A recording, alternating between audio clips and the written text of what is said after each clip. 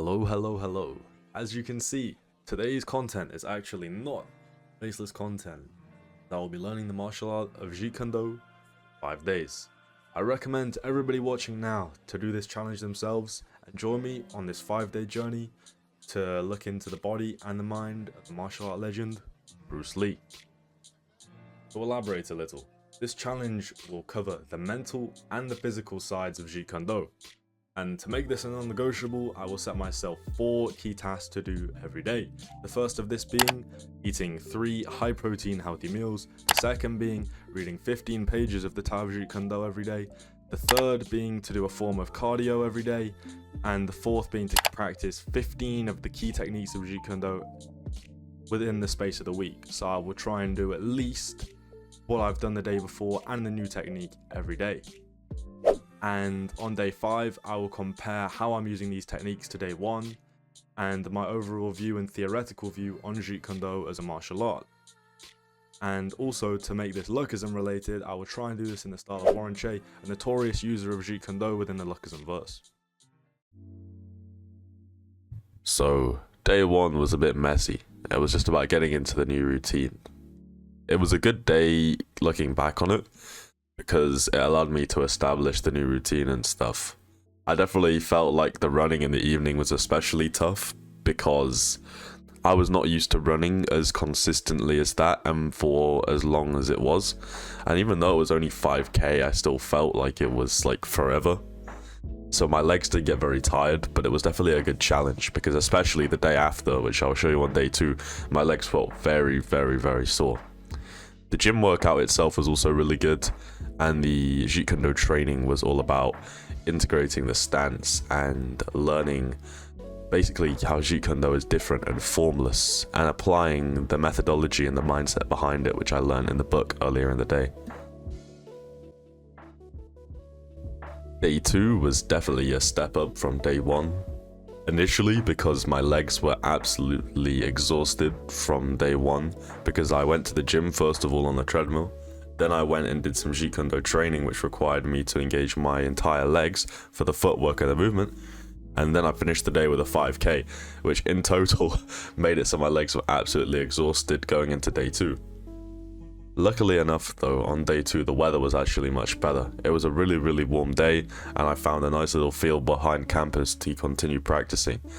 And I mainly focused on improving my footwork, learning some basic traps like the Pak Sao. And just a quick explanation of the Pak Sao. The Pak Sao is like it's where you're blocking it, but it's like an inside blocking karate, except you're like almost pushing your hand towards your opponent.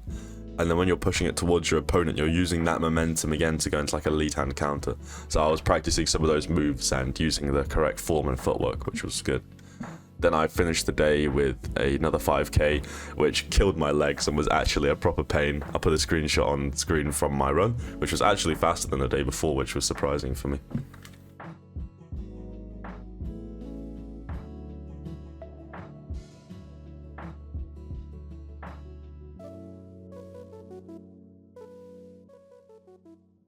I just realized I didn't get much footage for day 3. I just got a footage, literally a screenshot of me eating some great food and yeah, going out on a run in the morning, because as part of going to university, I have like this run club which I go on every Wednesday morning. And yeah, it's fair to say that I was not up to the standard of everyone else there, especially because my legs were already fatigued from the previous 2 days, but we still did get a decent time for the 5k, and overall my cardiovascular system when I'm doing the runs is improving a lot. And a quick note on the food, most days I'm eating probably beef, rice and broccoli. Like, the people who I share accommodation with were like, why do you have beef and rice every day? And I was just, yeah. Beef and rice, the best. It allows you to be consistent and build lean muscle. And that's definitely what I've experienced throughout this challenge. Especially in my legs. By this point, I was like, wow. My legs are actually getting a little bit more defined. And to be fair, they were. Moving swiftly over to day 4.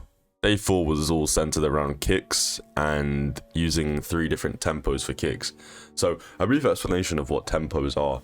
In Jeet Kune Do, there are 3 tempos. The first tempo is where you meet the attacker halfway. So you're already engaging before they step forward. So this can be a counter through something like an oblique kick or a lead hand counter, that kind of thing. The second tempo is where you do a brief dodge backwards or something like that, and then counter with a lead hand or a cross or oblique kick or lead side kick or something like that. And then the third tempo is where you take a step back, pivot around, and then use your counter. So I worked at integrating those counters into some moves and practicing stuff like a groin kick, oblique kick, lead side kick, and a spinning hook kick. Even though these weren't the best, it definitely felt nice to be able to practice them, and going past the challenge, I definitely feel like I will use them more often.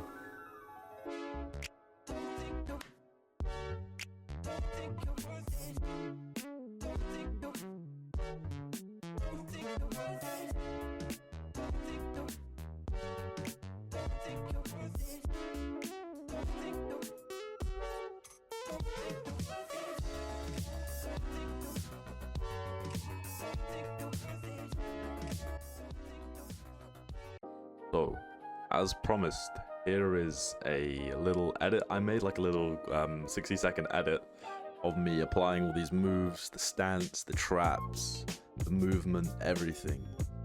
Don't roast me too hard, but I hope you enjoy. Unfortunately, I had to do it as shadow sparring, as my grandmother wasn't available. So, let's get into it. To see if I succeed, to see if I believe they're looking up to me. They want the best of me now, best of me now, best of me now, best of me. They want the best of me now, best of me now, best of me now, best of me.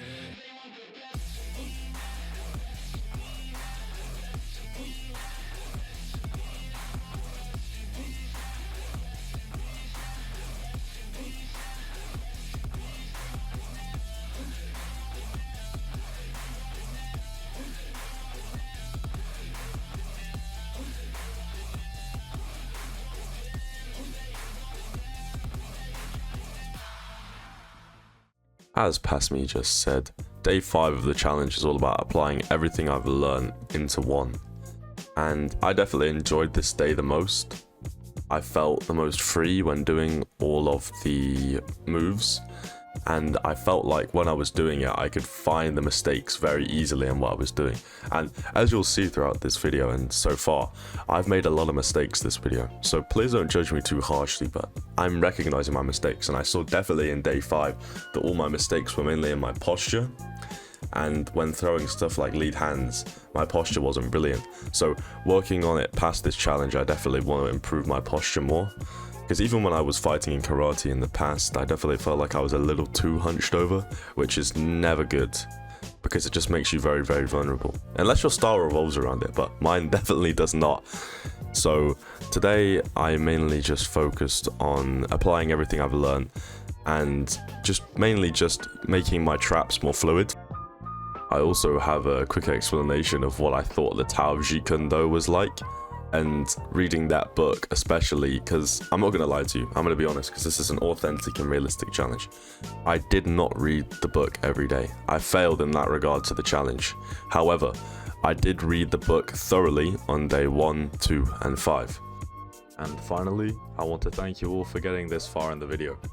If you enjoy this kind of content, let me know in the comments of any suggestions that you want to see in the future, and just generally if you like this or if you don't.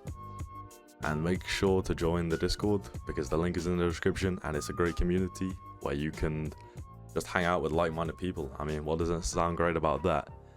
And yeah, have a great week. Peace.